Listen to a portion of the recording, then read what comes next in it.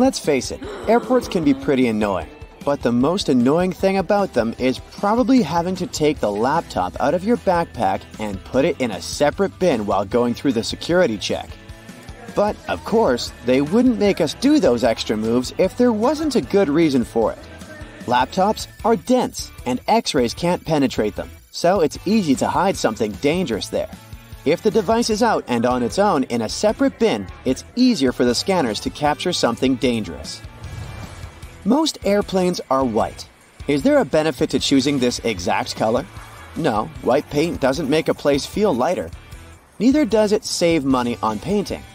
Here are the actual reasons for the choice: safety, efficiency, and comfort.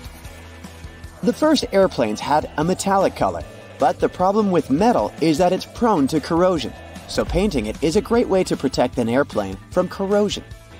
White is favored for several reasons. First, planes fly high above the clouds and are exposed to sunlight a lot. White is the color that absorbs the least heat, and white planes get heated less. Also, sunlight makes the paint fade away. A colorful airplane will have its paint fade very fast and will require repainting. And repainting is costly, so painting aircraft white is a more lasting choice. Also, any damage is more easily noticed on a white surface. So that's one more point for the white color. We always board from the left side of the plane, every single time, no exceptions. For some reason, the right side just doesn't seem to be an option. Yes, that's done on purpose. First, the captain usually sits on the left. This way, it's easier for the pilot to align the plane with the terminal jet bridge. Also, aircraft are fueled and loaded with baggage on the right side. Since people board the plane from the left, the crew can do their job undisturbed, and there's no danger to passengers. Consistency with the choice of a side helps to make everything work more effectively. Since everyone always enters from the left, all jet bridges are designed to get attached to the left side of the airplane. If every airplane had the freedom to choose the side, it would create an additional mess for the logistics behind the process. There are more questions popping up, like what does this black triangle drawn above one of the windows mean? Apparently, it marks the seat from which the view of the airplane's wing is the best. It's needed for the crew to find the spot as fast as possible if, in case of an emergency, they need to inspect the engines, slats, or flaps. This mark saves a lot of time. Next, the rows aren't well aligned with the windows. This is business. Originally, all planes are designed with rows and windows lining up perfectly. But when an airline buys a jet, they add some additional seats, squeezing them closer together. This way, they have more seats, which means more passengers, so they can sell more tickets. But you get less space for your legs and might miss out on a window. Also, all windows have rounded corners, and this is done for safety reasons. There used to be planes with squared windows, but those caused crashes because such windows couldn't withstand high-altitude pressures. At high altitudes, external atmospheric pressure is lower than the pressure inside the cabin. So, there's a big difference in pressure inside and outside the airplane, and this creates stress. Without windows, this stress flows smoothly through the material. A squared window becomes an obstacle, and the flow of stress needs to change direction. The pressure builds up in the corners, leading to cracks.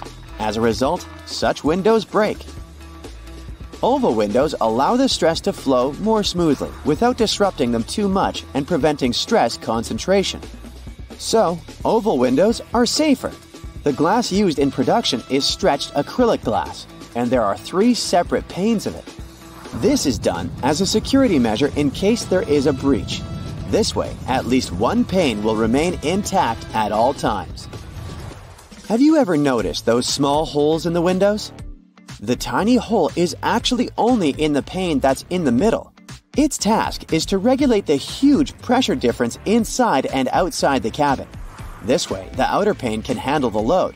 If the outer pane breaks, the middle one, even though there's a hole in it, will be able to keep the window intact. Also, that hole prevents the windows from fogging up. Now, let's say you want to relax and watch a movie. Luckily, there's a pair of headphones. But they're weird. They have a 2-pronged plug. No, this is not some kind of advanced technology. This is a witty move to prevent theft. If you can't use them anywhere else but on the airplane, no one will have the urge to snatch them away. Outside the airplane, they're basically useless. And then they bring food. There are people who love airplane food and people who aren't very fond of it. But most will agree that food does taste different in the air. Turns out, it's actually a thing. Low air pressure, lack of humidity, and background noise that we have at high altitudes change the functioning of our taste buds. They become less sensitive to sweet and salty foods, so airlines have to use more seasoning.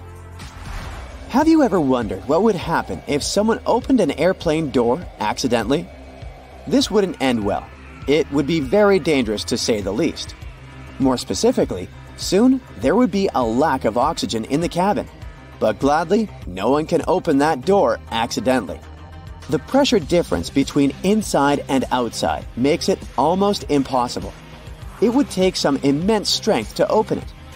The doors are designed to open on their own in case of an emergency. Speaking of safety, during takeoff and landing, the crew dims the light in the cabin. This is done for a good reason.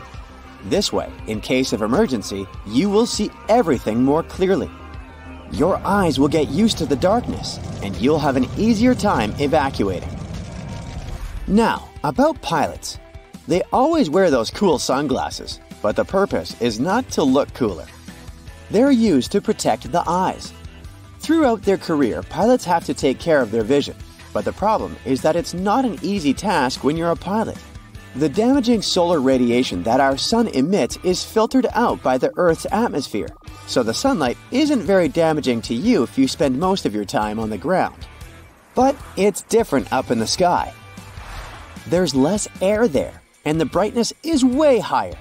And with every 1,000 feet of elevation, the solar radiation is around 5% stronger.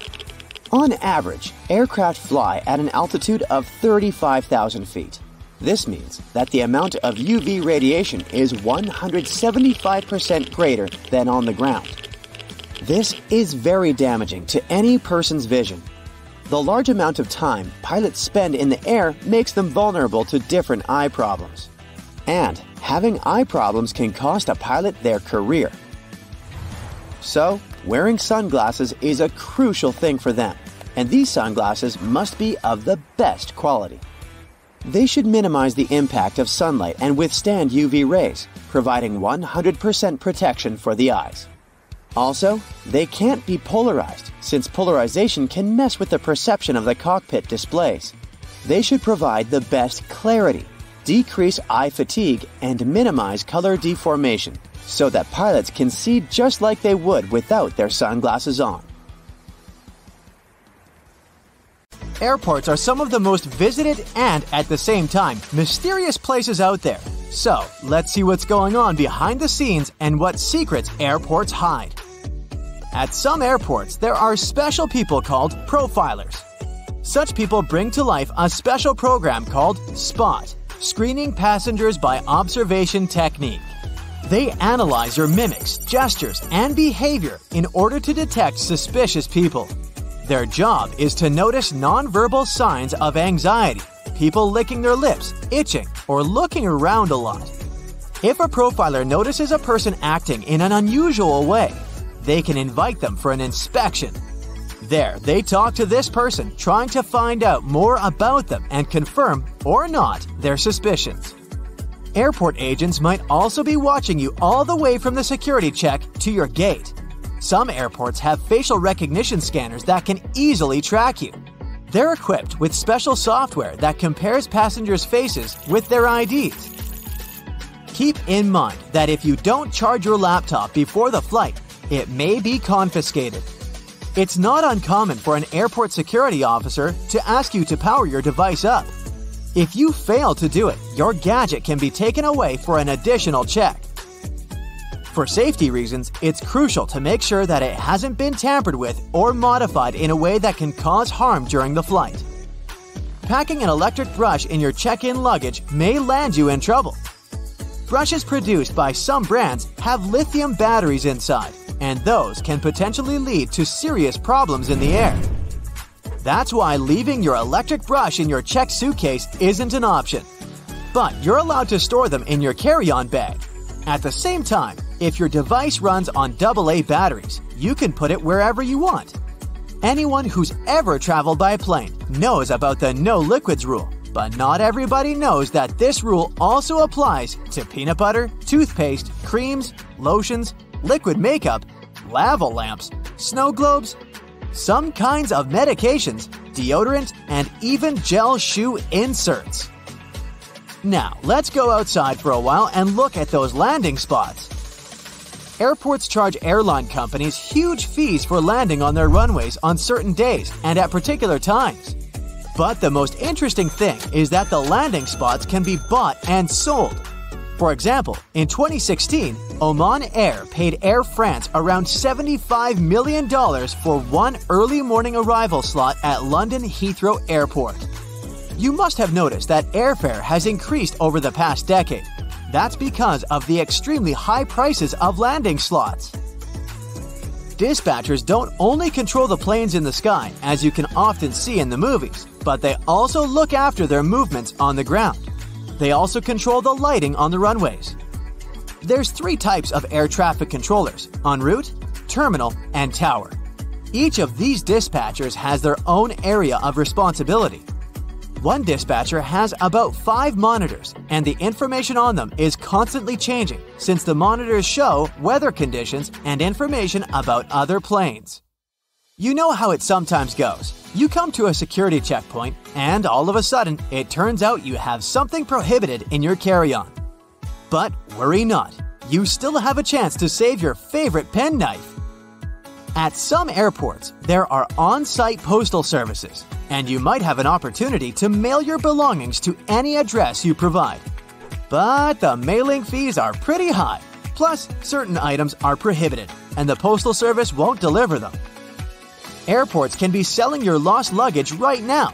Of course, I don't say that there's no chance for you to get back your suitcases that's traveled to a different destination, but just as likely, you might not see it again. In this case, an airport has the right to sell your misplaced belongings at an auction. Most airports have an annual lost luggage sale. After paying an entry fee, you can bid on electronics, clothes, bags, and other stuff. While flying, you might have a celebrity on board, but you won't know it. Large airports have separate check-in and security procedures for celebrities. They often board the plane directly through a hidden door located beside the jet bridge. Some airlines also use cool cars to transfer VIP passengers from the terminal building to the plane. At the same time, most people come to the airport well ahead of time. And the most popular activity while waiting for a flight is wandering through the duty-free zone. And even though people rarely plan to buy anything there, different products end up in their shopping baskets. That's because lots of airports are designed in a special way that makes people feel relaxed and at ease. I'm talking about all those huge windows, a lot of light, massage chairs, and comfortable seating areas. And statistically, calm passengers are 10% more likely to spend money on retail, duty-free, and food. Designers put a lot of thought into airport layouts. It helps to ensure the smooth flow of travelers. And the main point here is easy navigation that can prevent people from getting lost. This is achieved through subtle but very effective design cues. And placing duty-free zones between security checkpoints and boarding gates is one of them. They supposedly help you relax after clearing security and lead you where you need to go.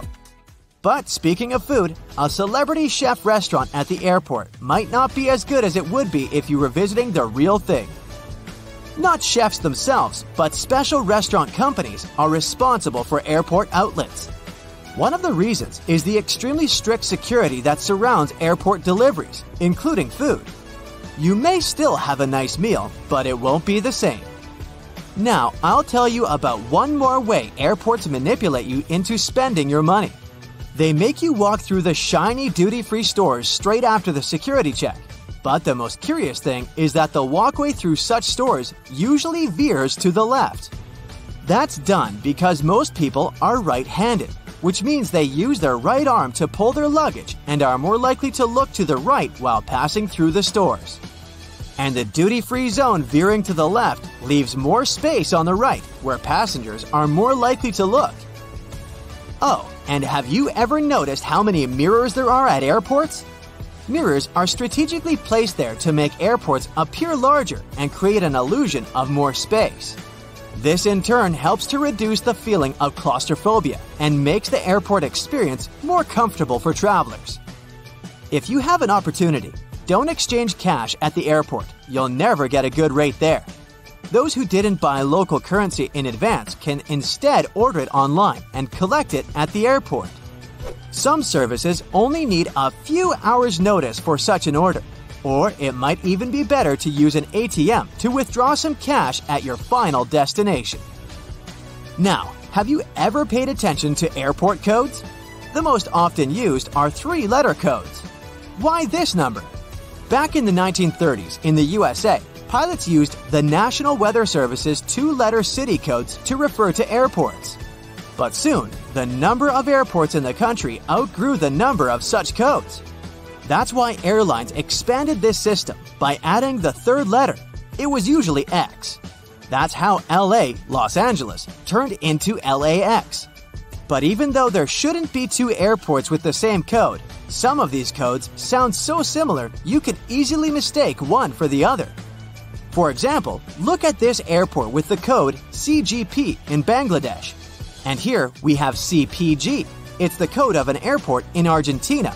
It's dangerously easy to fly to the wrong place. Now, flying has long become routine for many people. But even frequent flyers sometimes don't know about things you should never do on a plane. Ooh. No bare feet on a plane. It's one of the biggest no-nos of air travel. Even if we omit the topic of unpleasant odors. The airplane floor is extremely filthy. People with contagious foot problems might have been walking the aisles barefoot before you. There's likely to be a lot of dirt left after previous passengers. And don't even get me started on the floor in the lavatories. Ew.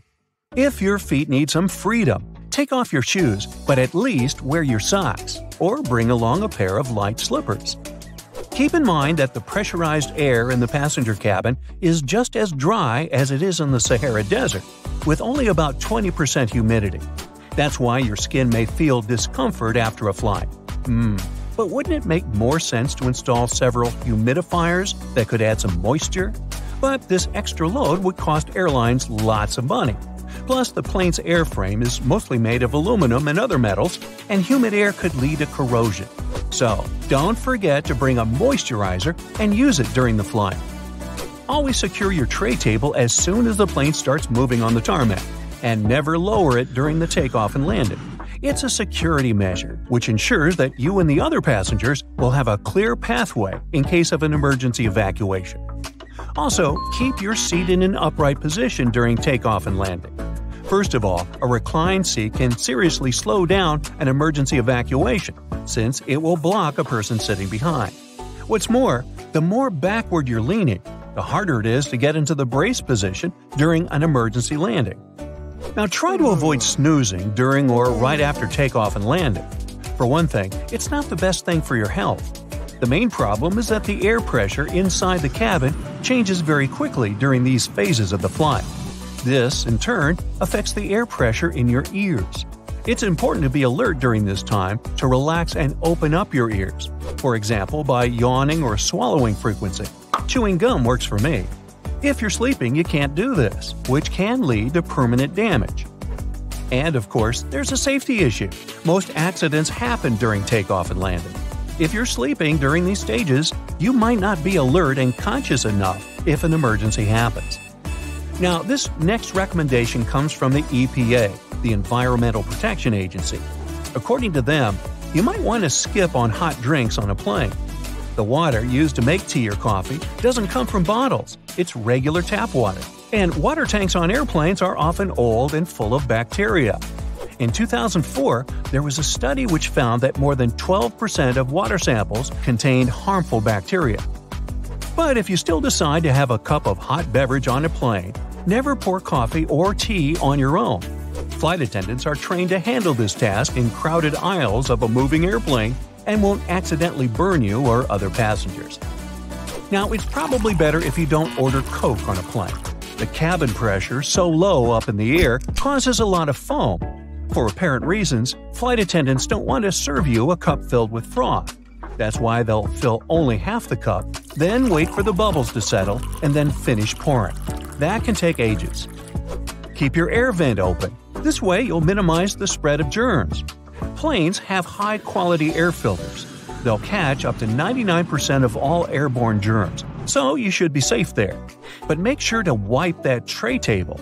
With 8 times more bacteria than the toilet flush button, it's the dirtiest place on board. Another thing you should avoid is leaning your head on the window if you have a window seat. You never know who occupied your seat before you, and, in any case, the glass is likely to be covered with germs. Say no to backless sandals and high heels on a flight. I do. There are very serious safety reasons for such a request. The first is that both these types of footwear make it very difficult to evacuate the aircraft fast. If you wear high heels, you will anyway have to leave them behind in case the crew is using emergency slides during an evacuation. The heels are very likely to damage the slide, so off they go. Now ask yourself, do you really fancy running away from the airplane barefoot? I'll answer that for you. Nope. Instead, wear sturdy shoes with a solid sole. In this case, you won't find yourself standing on the hot tarmac or in the weeds without any footwear at all.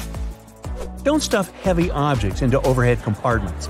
Your things may not stay inside during severe turbulence, and while falling out, they will injure you and other passengers. Ow! That's why, if it feels difficult to lift something into the overhead compartment, better put it under the seat in front of you or elsewhere. Now, don't blame the pilots for the hard landing. When you experience it in bad weather, it might be intentional. If the runway is covered with water or snow, the plane has to touch down hard in order to break the water layer and prevent aquaplaning. Otherwise, the water can perform the role of a lubricant, and the plane won't be able to brake or respond to any control. Deploying an emergency slide when there's no emergency is a bad, very bad idea. It can cause hour-long delays and cost airlines thousands of dollars to pack the undamaged slide back into its container. Why would someone do it? Apparently, some think it'll help them get off the plane faster. Well, they're an idiot. Don't be one yourself. Just keep in mind that it doesn't work this way. Don't ignore the instructions of the cabin crew to open window shades during takeoff and landing. This way, flight attendants can see what's happening outside, assess the situation, and act fast, organizing the evacuation. For example, if there's a fire outside one exit, they will redirect passengers toward another door. Avoid carrying spray deodorants or shaving cream in your carry-on baggage. Both these things tend to explode mid-flight and therefore aren't allowed on board the airplane. A much better idea is to choose stick deodorants. You also mustn't keep power banks in your checked luggage. And if you want to bring one on board, its capacity shouldn't be more than 20,000 milliamps. Besides, you shouldn't use them during the flight since they might catch fire. In general, lithium batteries are safe to use, but since they're high energy, they can catch fire if they're not treated with care, misused, or if there's a manufacturing fault. Such batteries have been the cause of quite a few fires on board airplanes, as well as during ground handling. Do not worry about airport scanners, they won't harm your health. Otherwise, airport employees wouldn't be able to stay near them without special clothing. Even when you're passing by a baggage scanner, the risk is minimal. And the last one, don't act like a jerk on board. Behave yourself. I know you will. Also, never try to land a plane on your own. Nah, don't laugh, I'm not kidding. In movies, they often show us that something happens to the pilots and they can't land the plane. And that's when the main character, a very skillful person, starts their game. Unfortunately, it's close to impossible to do it in real life.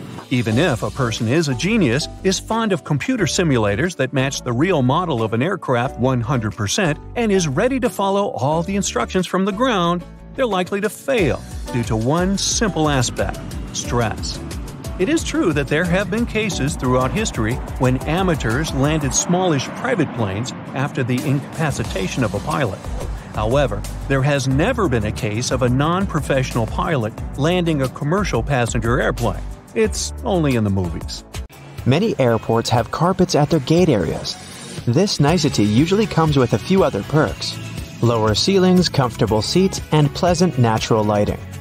All this costs more for airports, and carpets are not so easy to clean as hard floors are, but they create a cozy feeling for passengers waiting for their flight, making them more relaxed. Still, it isn't a gesture of goodwill on the part of airports. According to social research, calm passengers are about 7 to 10% more likely to go window shopping and actually buy something in the lounge area or duty-free zone. So, by investing in the passenger's comfort, airports actually increase their own income. If you ever wanted to know what happened to your baggage while you're on board a plane, the short answer is that airport staff don't actually know once it leaves their territory, and they probably really don't care. Sorry. Baggage is sorted automatically. Scanners scan the barcode and sort the baggage according to its destination. The three main tasks of airport baggage handlers are to move your bags from the check-in area to the gate, to move them from one gate to another when you have a connection, and to move your bags from the plane to the baggage claim area. And that's it. So if your luggage doesn't move fast enough, it can be late for your connecting flight, or the exact opposite. Your bag gets to your destination before you do because you're stuck at passport control. Another problem can arise if you forget to tear off any old stickers showing a different destination. In this case, the scanner might send your luggage to the wrong country. Most airports are equipped with giant kitchens where the food for passengers is prepared. These kitchens usually cook food for different airlines at once. And since that oh-so-delightful airplane food must be cooked for about 6 to 10 hours in advance, these kitchens have to work 24/7. And however surprising it might sound, the menu for your flight is developed up to a year in advance. This is a common practice for most airlines because every single ingredient matters and adds to expenses. In fact, one airline managed to save $40,000 after they removed just one olive from every salad they served on their flights. Airport staff sometimes ask passengers to rub their hands on a piece of cloth before putting it into a special machine. It might seem kind of scary, but it's actually harmless. You're simply being checked by a machine called an atomizer. Before their working day starts, employees put samples of dangerous chemicals into the machine. The machine memorizes these smells, and in case a person's hand smells like those chemicals, it alerts airport staff to this danger. You know how it sometimes goes. You come to the security checkpoint, and suddenly, it turns out you have something prohibited to take on board in your carry-on. But don't worry, all the things seized during the pre-flight inspection can be stored at the airport for as long as 3 months.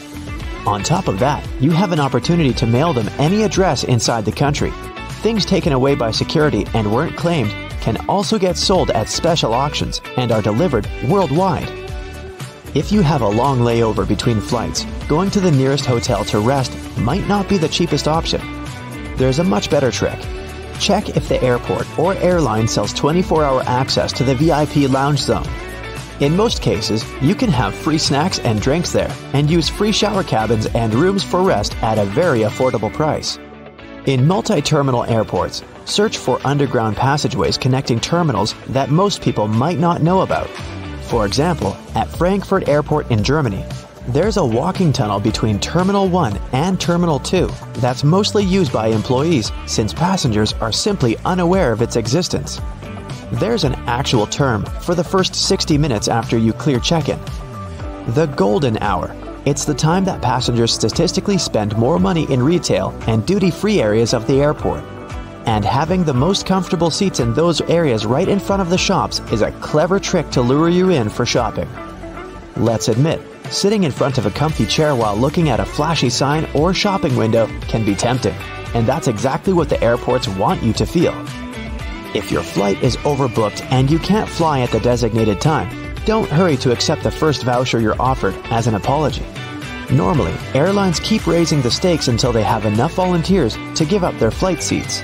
And if they don't, and you've been bumped in voluntarily, you can insist on a cash refund instead.